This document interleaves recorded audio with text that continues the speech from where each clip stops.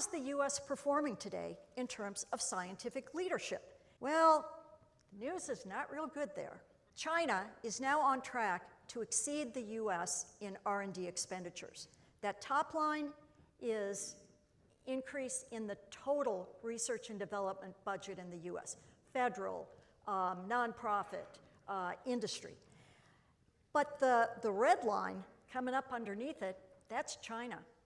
The rate of Chinese investment in R&D is twice that of the U.S.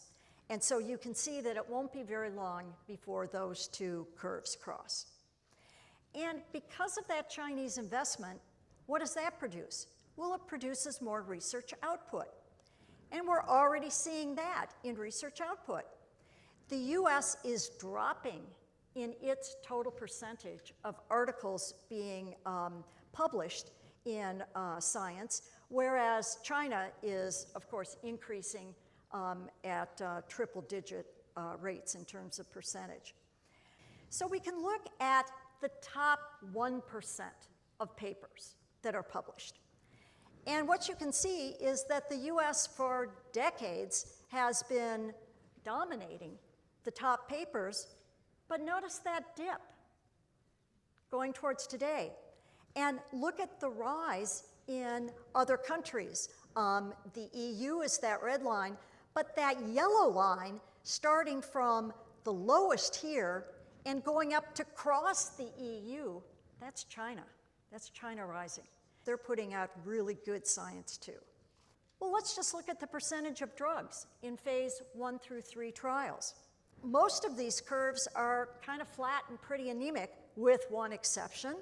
This one is the rise in Chinese drugs in the development pipeline. China was 3% of the drugs as recently as 2013, just barely more than a decade. And now it's up to 28%, while the US curve is on a slow decline.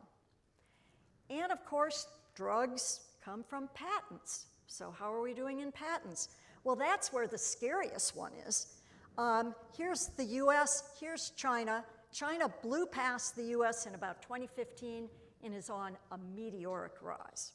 And if we look at the international Fortune 500, not just US, this black wedge here, dark wedge, is the rise of Chinese industry.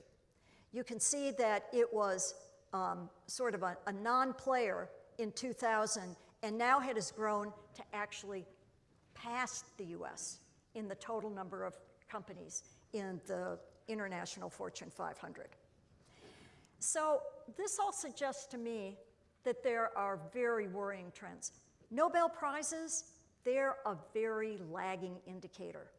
Nobel Prizes are typically given years to decades after the discovery was made.